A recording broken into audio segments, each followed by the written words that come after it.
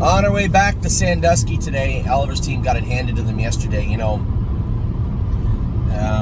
In losing, obviously every kid, you lose, every person, you lose, you get a little crusty about it, right? But as I said to Oliver, it shows your character when you go in and you put an honest effort in whistle to whistle. You're not always going to be favorite. You're not always going to be likely to win. But this is one of those team sports where you do get to showcase yourself. And the thing I tell you guys all the time when we look at horses, what's the one thing I want to see from young horses? Work ethic and attitude. And it's the same thing that I tell Ollie. Your team may struggle today, and you may struggle today. But what's going on in the game and what's going on during those struggles is the things that people watch, the things that people see. So you play whistle to whistle. You work hard, and you do the best job you can every time. And it's the same in life, right? We talk about all the time. You may hear me say it to my kids once in a while. I said it in an interview the other day. When it comes to life, it's really not that hard. You just have to work harder than the people around you, and you're likely to get the opportunity you want. Let me see this. So the other day, I took the kids to eat in Columbus, and apparently I was in it didn't say it was a no parking zone, but I got a ticket nevertheless. I'm not fighting it. License plate number, owner, section number. I don't know, just look on there. I thought to put in this, but it said a different. Yeah, that's just a barcode number. It's on there. It's on there somewhere.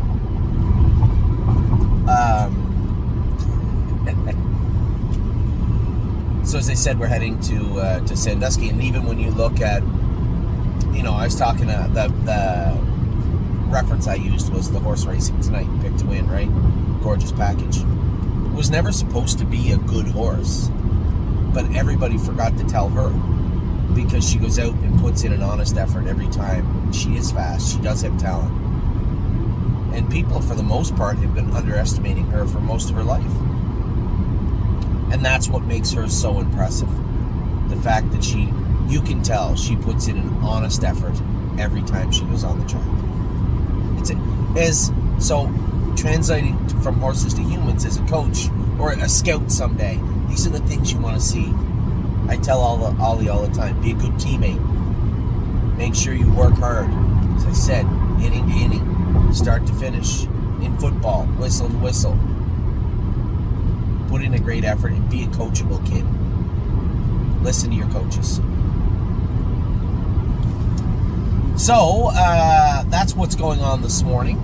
Now, what's going on tonight? Obviously, we have racing tonight. Gorgeous package is in tonight. I'm really excited about that. Our last start with Sunset Acres Girl is tonight. If you guys missed any updates, we had sold Gorgeous package back to the breeder, which was timely because we worked out the agreement about an hour and a half before the sale, and we ended up picking up a horse in the sale. So we turned a page on a 3-year-old that has done racing her stakes in Michigan, and on the next page was a rookie that we're going to break in, train down, and hopefully have some fun in Michigan next year. We had a lot of fun with Sunset Acres Girl, especially in year 1. Not so much in year 2, but definitely in year 1, and then had some bad luck with the little trotting colt this year, but hopefully we can get him squared away for 2025. It would be nice to have, again, a nice 2-year-old and a nice 3-year-old in Michigan. Dune is the name of the filly. She's a pacer. I was surprised. We had a couple of our partners that didn't want in on her. I thought, when I looked at the videos, that the sale was pretty sparse. You guys know that, right? There wasn't a whole lot to look at. You struggling? Oh, it's up here. There you go. Yeah, that's the same as this one. I'll put it in and see what it does. Did you put the star in when you're putting it in? Don't do that. Just put that number up there. That's what it is. I forget what I was saying. Oh, the Michigan filly. When I looked at the catalog, it was pretty sparse, right? Donnie had sent me some hips, and actually Henry, the breeder of Sunset Acres Girl, said, here's some hips that I had looked at. It's all right, we'll make it work. It may not be in the system yet because I just got it the other day, right? It's a long weekend. What day do we get it? On Friday? Yeah. Oh, well, it's a long weekend. It's probably not even in the system yet. Let me try with this Taurus. That's okay. And there was really, truthfully, when I looked through some of the horses, I didn't really love. I liked a couple of trotters, and they went high, obviously. When you have a really shallow pool, it's not hard to pick out the bigger fish. But the thing that surprised me the most was the filly we did get did look like one of the bigger fish. From all the videos I saw, at least for sure on the pacing side, she was a standout. She looked very good to me. And a new sire and Captain Victorious to Michigan. There's a Captain Treacherous colt with a mark of 48.3. It's pretty hard not to be too interested in that. And we do want to keep our foot in the door there. We have a lot of Michigan clients, and I want to have fun in Michigan. I want everybody to have fun. More than we had this year, for sure. Now, for our Maritime people, obviously you want to keep my foot in the door in the Maritimes. Jamie Smith had called me before the sale the other day and said, hey, what do you know, I know that Lexington just finished, you got a lot of money put together. He said, I didn't want to ask. He said, but are you thinking of doing anything with the Maritimes? I said, Smitty, I trust you implicitly. Why don't we do this? You have some clients down there that want to buy horses. If you want us to partner, happy to. We'd be happy to do that. So why don't you do this? Pick out whatever you want to pick out, a horse or two. Buy the horses, and we'll work with you to fill up the ownership so that it's all completed. It makes my job easier. You're there looking at the horses. You know, you're our eyes and ears on the ground, so to speak, and a very accomplished horseman also. You do it. Text me back. We got Woodmere Bullet. A brother, a sister to Arc Light is the name of the horse. And then Bulldog Hanover's in the second dam. You're not going to get even Amy. I showed Amy the pedigree last night. She goes, this is a really good pedigree. And I said, yeah, I know. And you only paid $21,000. I said, yeah. I saw the pictures and the videos. It was a good-looking filly. But Jamie's not going to buy a horse just on pedigree. You know, we talk about value. Smitty was there going to buy the best horse he could. And although value always really plays a role in everybody's thought process, one way or another, whether you know it or not, his guys wanted the best horse they could get for the least amount of money. I think we did a great job, both in Michigan and in Prince Edward Island for the Maritimes. Woodmere Betcha has been training down. She's been in 222. I didn't give too many updates because I didn't really know what Smitty wanted to do with her. He wants to race her a couple of times and either send her back up or shut her down and race her next year, and I'm fine with either path.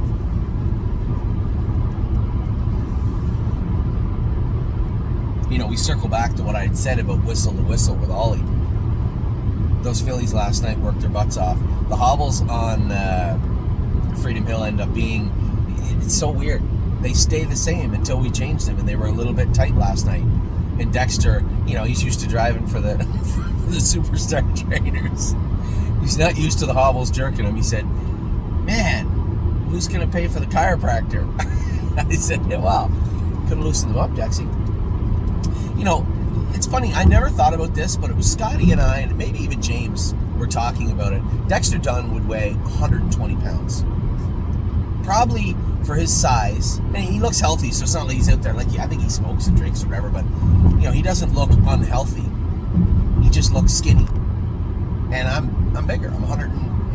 Look, last night, 188.5 pounds. That's what I was yesterday when I left my bathroom. 188.5. I'm a good, solid 50 plus pounds heavier than Dexter Dunn. That is not me saying if I was 50 pounds less, I could drive like Dexter Dunn. That is me saying I'm 50 pounds less than Dexter Dunn. And when I looked at, we were talking, it never dawned on me. The way that the hobbles are set up for me, they do jerk. And Scotty too. When you watch when he drove pickpocket a couple of times, the hobbles are really noticeably jerking on him, but they didn't on me. And I guess it never dawned on me, but I have to believe that a component of that would be my weight. So I had said to Scotty, and I said to James, I said, hey, if you're ever on the track and you score the horse down and it feels like the hobbles are just too tight, just loosen them up. Yeah, I trust both those guys because they both understand, one, the hobbles are snug for a reason, but if snug is too snug, then just let them out a little bit. I trust both of them. And I joked with Dexter after. I said, Dex, why didn't you just let the Hobbles out? Well, I didn't know that was an option. I said, of course it's an option. Of course it's an option. I mean, if she had made a break after you let them out, then, bad news bears. But, I believe you know what you're doing. So it's not like we can have this talk as in Dexter Dunn's going to drive a lot of horses for us. He probably isn't. But if it ever comes up again, feel free to let them out a little bit. And as I said to him, ultimately, from my standpoint, it didn't cost you a foot because you weren't beating. I don't think you were going to beat Aunt Lily and the other filly. You got all you were going to get. What's this guy doing? It says easy pass only, sir. There you go. Thank you. I don't think you were going to beat the horses that were second and third. Maybe you would have, but I don't think so. I think you got all you were going to get. And although it might have been a little uncomfortable for you, I was okay with it. So we got everything we were going to get last night, I believe, in Ohio. You beat ahead. I think they actually charged us half a length, so it was a little more in the head. Just got beat for second at the wire by a filly that's beaten us all year. The filly that won the race, I told everybody a little odd. Did you hear me say this? I see you're playing your game again. What did you say? Focus on baseball. I said that Stay Close's sister was the one that won Aunt Lily's race last night. Yeah. Yeah. Aunt Laura. That's right, Aunt Laura. Aunt Laura is a half-sister to Stay Close. So that was cool. So, a good night by us. We hooked up a third and a fourth. Then I watched Ontario last night. Really disappointed that with the trip. The trip was great.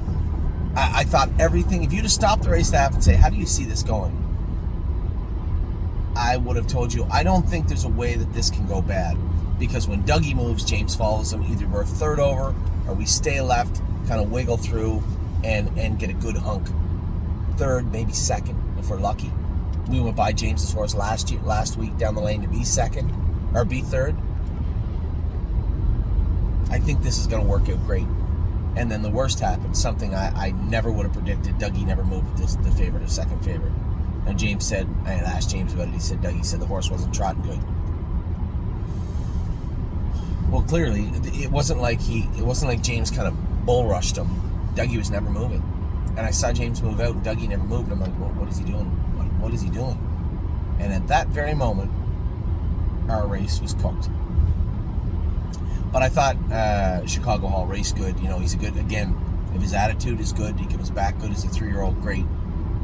But as from my standpoint, a nice horse, squandered a little bit, kind of little flat in places in the summer where allergies were probably bugging him. But for the most part, a decent year from him. Now, his partner in crime, Gaslight Hall, races today. We got a lot of big races in Kentucky at Corbin. Not big races, but important races. 4, I believe, today. And then we have gorgeous package tonight also. So a stake-filled day here at the stable.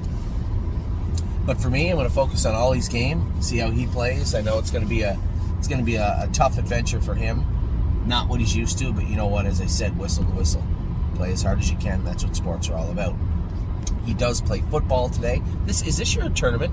Is this your semifinals or whatever today? Yeah, you'll lose your out when you keep going. There you go.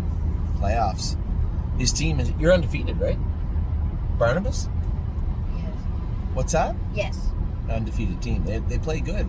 I'll tell you one thing. So, for those of you who may not know this, there's not a ton of football in Canada. There's some. Not to say there's not a lot. But not here where... I could never understand why baseball, when we first started coming over here, why baseball shut down so early in the summer in the States. Well, it didn't take long to figure it out. It's because everybody plays football. And these kids, man, they work them into the ground. They work them hard. I'll tell you what, I had a lot of respect for football to begin with, but the work that the coaches put in, the work that the players put in, it is grueling. And it's impressive to watch. You see a kid like Ollie, never played football in his life, watched it on TV, never played a down of football for fun or in a league or on a team of any kind, and stepped onto the team. And last week, I thought it was a touchdown. I had told you guys he got a touchdown. He got tackled on the 1 yard line or 2 yard line. That wouldn't have mattered anyways, because if you're up by 18 or more, you can only run the ball. Well, I was wondering why they threw the ball like that then, if they knew they couldn't, if they knew it wouldn't count. Because the QB heard the play wrong. Oh, so what had happened was, I was parked right against the fence, so watching Oliver's team come towards me. And I know he's number 18, right? Yeah. So I know he's number 18, and he usually just plays on defense, right? Because he's learning. They got him on the far outside of the field on offense. So I see him. Yeah, they put me at X receiver. Yeah. So he's running down the field, and I see the quarterback throw the ball. I'm like, that's going to Ollie. No, he doesn't throw the ball. He reverses it off to the other receiver, and the receiver. Oh, I was watching you. No, to the running back, and the running back throws it to me. He threw a very good ball, because I was watching Ollie running towards me, and I look up and I see the ball in the air, and Ollie stretched out and made the catch. I thought it was a touchdown. I jumped out of the car and I'm screaming. They had him on the 1 yard line apparently, and what he just said was, it didn't matter if you're up by 18, you got to run the ball. They won't let you run up the score, so to speak, in that regard. So he plays today at 4 o'clock. He plays this morning at 10, so he'll be done. He'll be done here at Sandusky at noon. We'll go back home, watch the first part of a football game. Do Vikings play early today? Do you know? I don't know if they're still in London. I don't think they are. If what? The Vikings were playing in London. No, they left the day after. They left right after the game. Oh, actually, somebody's playing at 9:30. It's a good thing you said that. The Bears are playing at 9:30 this morning.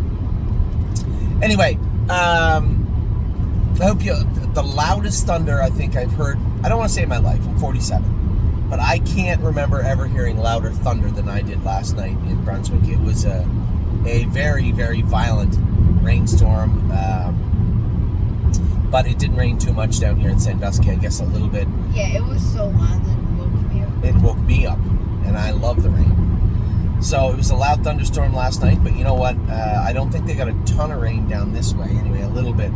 Game starts at 10, be over by noon, back home, and then Ollie is off to football today. After his football game, actually before the end of your football game, I have to leave to go race Gorgeous Package in race number 2. So with that, I'm going to let you guys go. Not a whole lot to talk about today. More of a sermon, I guess, than anything else. Talking about sports in general. Trying to teach my son about work ethic and putting in an honest effort for a number of reasons. Most importantly, for yourself. So with that, you have a great day. I hope you put in an honest effort all week. And I will talk to you all very soon.